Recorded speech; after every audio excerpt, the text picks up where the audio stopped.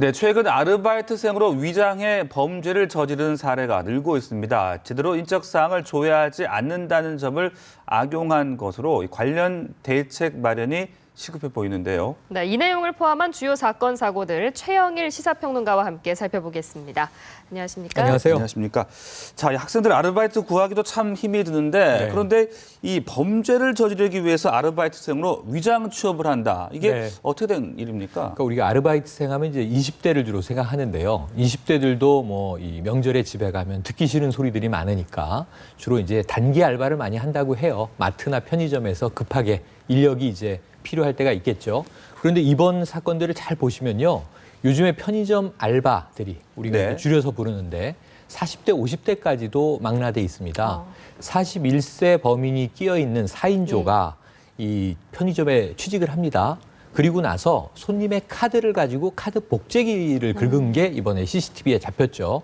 일망타진이 되긴 했고요. 또 30대의 전과 구범이 이 편의점에 취업을 했어요. 근데 문제는 자, 그러면은 당신의 신분증과 뭐 신원에 대한 이 증명서를 가져오시오. 이것을 차일피일 미루면서 사실은 일을 하기 시작한 첫날부터 현금과 담배를 보루째 훔치기 시작해서 한 이 400여만 원어치를 이제 절도를 했는데 이미 3군데에서 똑같은 범행을 저지르고 수배돼 있는 상태에서 4번째 편의점을 또 간 거거든요. 그러니까 어찌 보면 이것은 편의점 주인들께서도 조금 주의하셔야 되는 게 네. 명확하게 그 신원에 대한 신분증과 거주지 그다음에 연락처 정도는 확인을 한 후에 일을 시키는 것이 옳은데 인력이 너무 급하다 보니까 이러한 부분들이 조금 간과된 사이에 절도는 바로 벌어지기 시작한 그런 상황으로 봐야 할 것 같습니다. 네. 그러니까 이게 뭐 단기직, 임시직이다 보니까 말씀하신 것처럼 인적사항 조회가 허술하다는 맞습니다. 점을 악용한 거군요. 그렇죠. 그러니까 이제 그런 경우들이 워낙 편의점이 전국에 다양하게 많지 않습니까? 네. 그러다 보니까 그러한 이제 허점을 이제 잘 알고 그러한 것들을 계속 이동하면서 악용해서 절도를 계속한 이제 일당들이 일부 잡힌 거고요. 지금도 있을 것으로 추정되기 때문에 네네. 이 부분은 범행이 일단 발생한 후에야 신고가 들어가고 잡을 수 있기 때문에 대부분 검거는 됩니다. 왜냐하면 이제 편의점들은 CCTV가 있고요. 예. 그다음에 이제 어떤 신원이라든가 인상 차기가 금방 확인되지 않습니까? 다만 이 며칠 사이에라도 이런 범행이 발생하지 않도록 편의점 주인들이 조금 더 주의를 기울여야 할 것 같다. 이런 부분이고요. 명절 때는 아무래도 치안력도 네. 이쪽으로 좀 집중이 돼야 되겠죠. 네.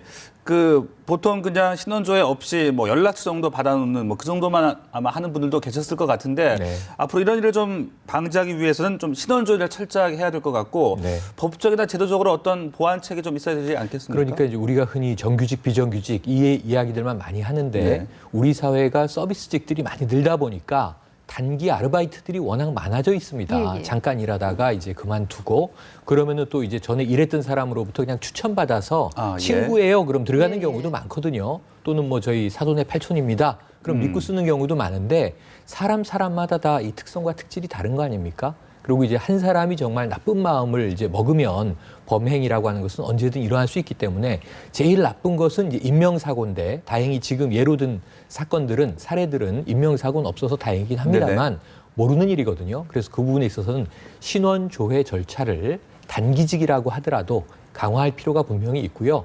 그러한 일을 하는 사람들의 신원을 또 이제 정부 차원에서도 관리하기 위한 제도적인 시스템이 필요한 시점이다. 이렇게 볼 수 있겠네요. 네.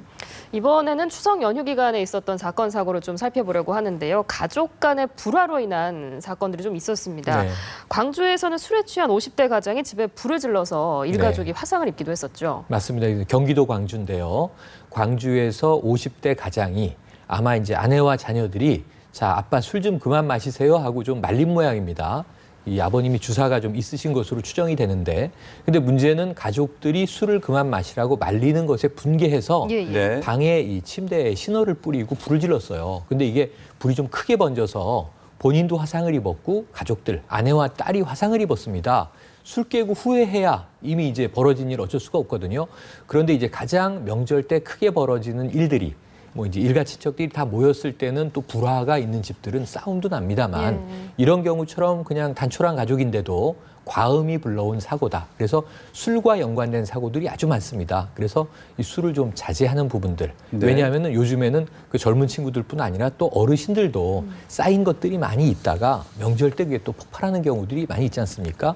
부부관계도 그렇거든요. 이제 내일 이후에 우리가 통계에 집중해봐야 되는데 이 설이나 추석 명절이 끝나면 이혼율이 증가하거든요. 예. 그러니까 이런 부분들에서 이번 경우도 좀 가장이 이 술을 자제하지 못하고 벌어졌던 안타까운 사고로 분류할 수 있을 것 같아요. 네, 또 이 취업 문제로 잔소리를 한다면 아버지에게 흉기를 휘두르는 아들도 있었는데 이렇게 네. 명절 때만 되면 여러 가족들이 함께 또 모이다 보니까 네. 뭐 학업 문제, 취업 문제, 뭐 부부간 뭐 관계 문제 이런 것들로 인해서 가족 간의 강력 범죄가 일어나는 경우가 많은 것 같더라고요. 맞습니다. 자, 오늘까지가 연휴 마지막 날이니까요. 네. 내일 이후에 명절에 있었던 이제 가족들의 이 사건 사고들이 많이 쏟아질 예정이에요. 지금 말씀하신 사례는 지난 4월에 벌어진 일입니다. 그러니까 이제 이번에 판결이 나왔거든요. 그러니까 두 가지 사례가 있는데 아버지에게 흉기를 휘두른 30대 아들 역시 너 왜 취업도 제대로 하지 못하고 이렇게 사니 하는 아버지의 말에 분개해서 아버지에게 흉기를 휘둘러서 목 등 상처를 입고 아버지가 이제 중상을 입었던 일이고요. 그리고 또 한 경우는 모친을 살해한 경우가 있습니다. 똑같이 모친이 취업 문제를 가지고 30대 아들에게 이제 타박을 하자 이 아들이 자신의 모친을 살해했거든요. 그것이 이제 엊그제 판결이 떨어졌는데 16년형이 떨어졌습니다. 본인은 굉장히 반성과 후회를 하고 있고 남은 아버지와 가족들에게 용서를 구하며 살겠다라고 법정에서 눈물을 보였습니다만 그럼에도 불구하고 이것은 반인륜적인 범죄, 우리가 폐륜범죄라고 하지 않습니까? 그러니까 존속을 살해하거나 상해한 사건, 이 부분은 선처가 어렵기 때문에 네. 정말 이게 좀 안타까운 일인데요. 이게 잘 보시면 모친을 살해한 이 아들은 어머니가 알코올 중독이었고 본인도 알코올 중독이었대요. 그래서 어머니가 술을 많이 드시는 걸 보고 자신은 그 모습을 굉장히 싫어했는데 자신까지도 알코올 중독이 돼서 조금 이제 이 뒤늦은 후회가 된다라는 이야기를 했습니다만 싫어하는 모습까지도 닮아가는 가족의 이제 이 또 어떤 유래들이 있는데 이런 부분들은 정말 저희가 좀 조심해야 될 대목이고요. 네네. 특히 이제 이번 명절에도 그런 일이 많이 벌어졌을 겁니다. 그러니까 뭐 이 자녀들에게 왜 취업 못하느냐, 네. 왜 결혼 못하느냐, 뭐 등등. 우리가 근데 또 따지고 보면 이제 사회적인 책임도 있죠. 3포 세대, 5포 세대라고 부르지 않습니까? 그것을 너무 이제 이 부모, 자식들 간에 서로의 책임으로 이 손가락질을 할 것이 아니라 사회적인 문제를 같이 좀 감내하면서 할 수 있는 선에서 가족이라도 좀 보듬는 모습을 보이는 것이 앞으로의 명절을 좀 잘 슬기롭게 보내는 방편이 될 것 같습니다. 네, 좀 씁쓸한 사건들을 짚어봤는데요.